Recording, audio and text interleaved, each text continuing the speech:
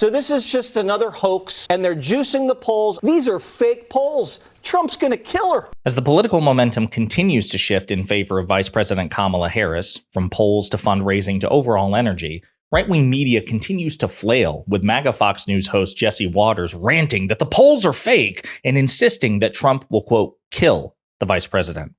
But before we unpack all that, if you end up liking this video and you want to support the channel, please be sure to hit the like, subscribe, and alert bells before you go.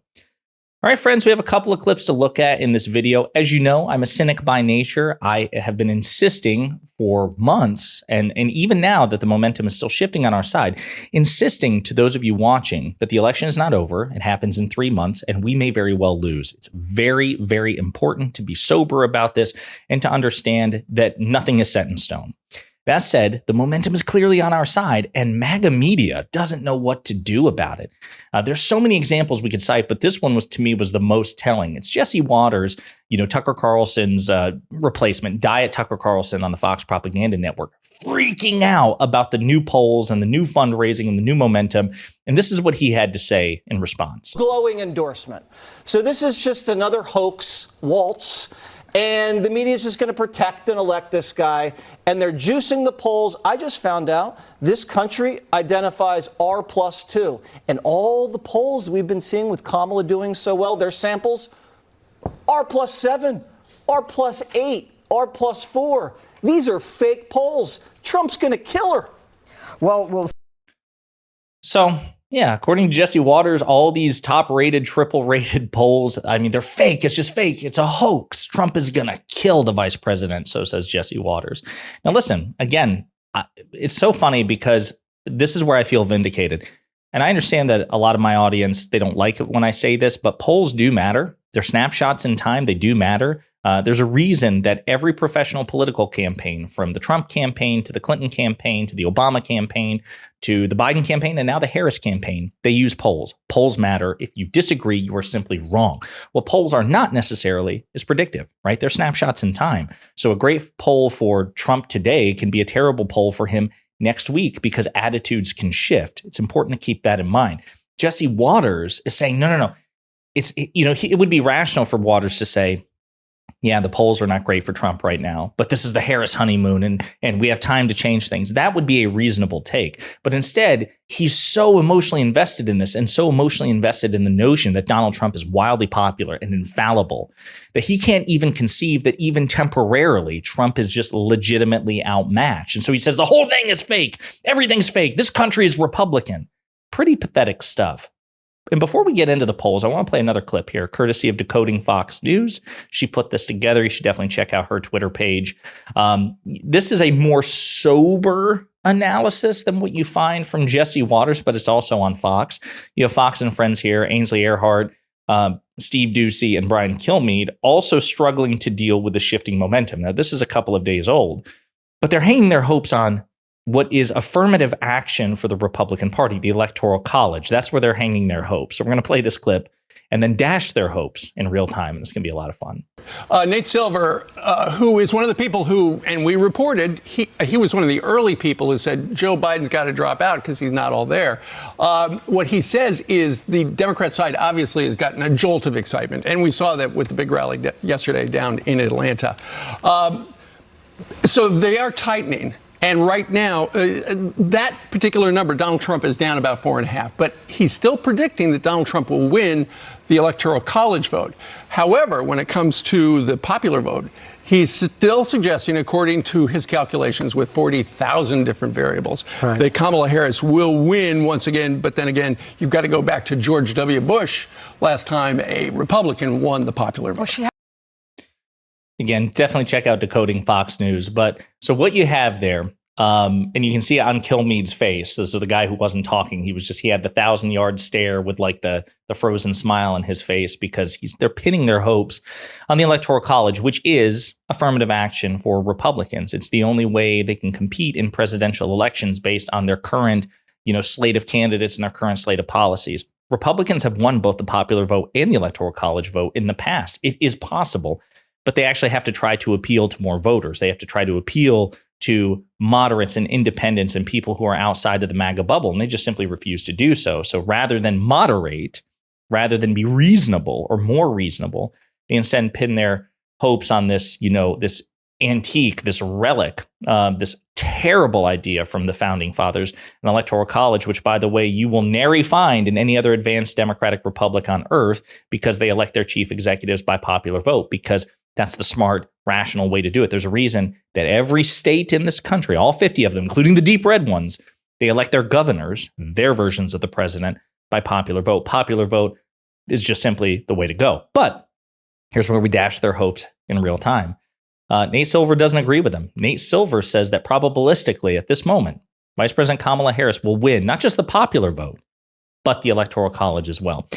Now, that's fun to point out because, again, it dashes out the Fox hope. Like, oh, listen, sure, Trump is wildly unpopular, and sure, he's probably going to lose the popular vote, but we still have the Electoral College, which tends to disproportionately favor red rural states, thus conservatives, thus Republicans. But right now, as of this moment, actually, no, Harris has an advantage in both spheres, according to the very person that they cited. Now, before we get into the polls and everything else, I just have to stress this. That can change. That can change tomorrow. We must keep this momentum up. We have to keep the hype up, the excitement up, the energy up, the fundraising up. We have to keep it all up. Take nothing for granted. Do not get complacent, period. Complacency will be the death of the Democratic Party's chances of winning the upcoming election. So don't be part of it. Now, let's get back to the good news. The polls have been brutal for Trump. This came from Mediaite. Kamala Harris beating Trump by as much as 8 points with massive 21-point swing in favorability. This is from Mediaite. Vice President Kamala Harris leads Donald Trump by as much as 8 points in a new poll, which also shows a massive 21-point swing in net favorability. In just 2 weeks, Harris, who quickly became the presumptive nominee, has completely shifted the dynamics of the race with a fundraising juggernaut, an aggressive campaigning schedule, and consistent polling gains, but still a close race. A new Marquette Law School national poll shows a dramatic shift in the VP's favor, as she leads Trump by 6 points among likely voters and a whopping 8 points in a contest which includes independent candidates. So, RFK Jr., Jill Stein, and others, right? She still leads Trump. When President Biden was the presumptive nominee, the few times that he was in the lead or that it was razor thin, the race would be decided based on the inclusion of a third-party candidate who would be on the ballot either in all 50 states or in these crucial swing states. Here it's saying currently, the vice president has an advantage overall, regardless of the inclusion of third-party candidates. I should also say that Marquette is an A-rated pollster. Again, polls can change, but this isn't like some podunk pollster. This isn't some untested pollster. This is one of the best in the business. It's not just that. You also have Cook Political Reports, which is usually the definitive guide in terms of looking at where states lean. Do they lean D, lean Democrat? Do they lean R? Do they lean Republican? Are they safely Democrat? Are they safely Republican? Well, there are 3 swing states, Arizona, Nevada, Georgia, which were leaning R, leaning Republican, and are now toss-up, meaning as of this moment, it's gone from slightly favoring Republicans to basically being a coin flip. That is a shift in momentum. And folks, we have to keep that shift. Don't leave it at a toss-up. If you're in Arizona, Nevada, Georgia, if you have influence in these states, we can't leave it there. We have to keep the momentum. We have to keep it until it sits leaning D or safely D. That's probably impossible, but certainly we can get them from toss-up to leaning Democrat. But this is a positive sign in momentum. Mac McDermott pointed this out as well. I think this was from Morning Consult. He pointed out President Biden leaving the race has had a negative impact on perceptions of Trump's health. An increasing percentage of voters feel Trump isn't in good health, isn't mentally fit, and is too old to be president. So this tracks the transition. This is comparing everybody to Trump, Biden versus Harris. Right now, 71% of people think that the vice president's in good health compared to 52% for Trump. 48% think that Trump is mentally fit to be president. 48% compared to 64% for the vice president. Too old. 51% say, a majority, that Donald Trump is too old to be president. Only 12% for Harris. So Donald Trump, the oldest presidential candidate in recorded history, is simply considered by a majority of Americans to be physically and mentally unfit to be president. And this is a vulnerability that you and I and Democrats in general should ruthlessly pound Trump on and the Republicans on and make them deal with it. Just great stuff all the way around. And even a tightening in major policy areas, I should say.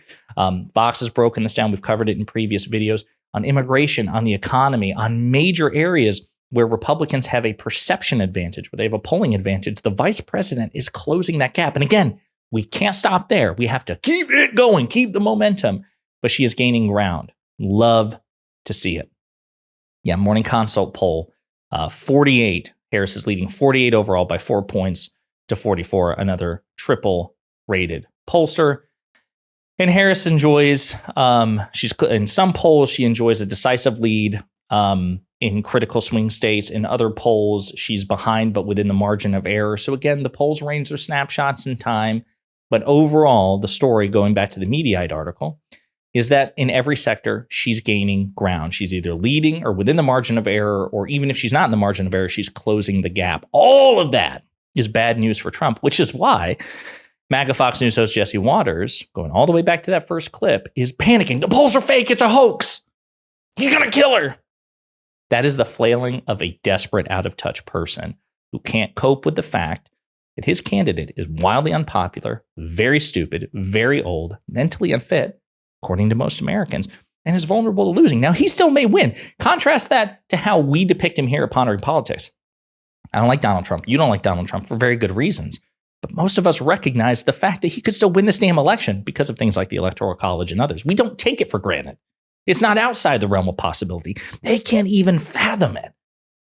MAGA can't even fathom that the vice president can defeat Donald Trump, and that is a significant vulnerability, which we should not only exploit, but enjoy rubbing in their faces as time goes on. Let me know what you think in the comments.